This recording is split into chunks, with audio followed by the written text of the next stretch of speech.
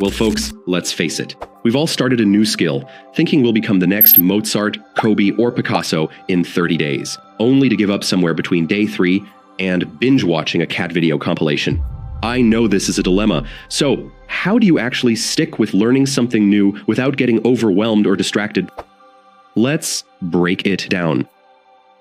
First and foremost, set goals that don't require superpowers. You want to learn Spanish? Great.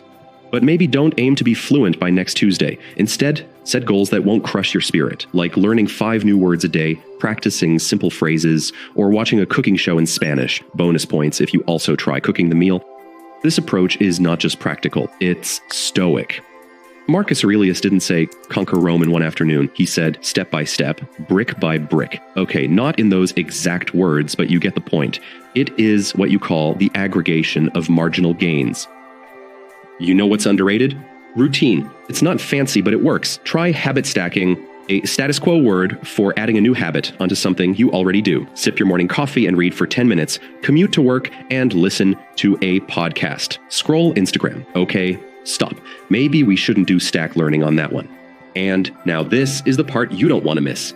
You must experiment like a mad scientist. Ever tried to learn by only watching videos or only reading? Mix it up. Try audio today, hands-on stuff tomorrow, and maybe teach someone what you've learned on the weekend, even if that someone is your confused dog. You're not just studying, you're discovering how you learn best. Think of yourself as a one-person research project with unlimited coffee breaks, and we're far from done yet. Use the internet, but don't let it use you. The internet is your learning buffet. Apps like Duolingo, Blinkist, and Khan Academy are your well-seasoned entrees. TED Talks, YouTube channels, and online courses. Dessert.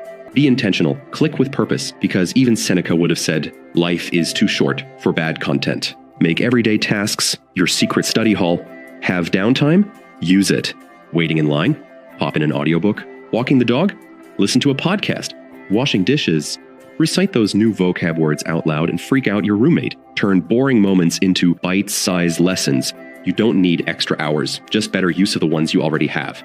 And to complement this, become an information omnivore, aka eat the whole intellectual buffet. We're creatures of habit. We follow the same creators, read the same types of books, and scroll the same timelines, but growth lives outside the bubble. So shake things up. Read something totally outside your comfort zone, philosophy, history, even that economics blog your uncle keeps talking about at family dinners. The more you diversify, the more you start connecting dots between ideas you never thought were related.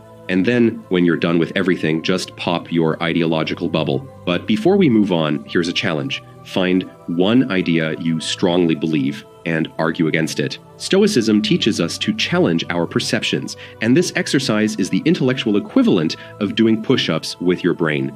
It's uncomfortable, humbling, and occasionally hilarious. But it makes your thinking sharper, your arguments stronger, and your ego a little smaller, which is always a good thing. And journal your thoughts, not about your lunch, but about your beliefs. Watch how quickly some of them unravel when exposed to light. And lastly, ditch bad info. We live in an era of content overload, and unfortunately not all of it is worth your precious time. Be picky. If a book, article, or podcast isn't delivering value within the first 10%, skip it. That's not quitting, it's curating. Think of it as the Marie Kondo method for your brain. If it doesn't spark curiosity or usefulness, let it go. And remember, enjoyable doesn't always mean useful. Candy tastes great, but you can't live on Skittles alone. Same goes for junk content. Similarly, lifelong learning doesn't have to feel like school detention. With the right mindset and a few clever hacks, it can be an adventure, and a pretty fun one at that.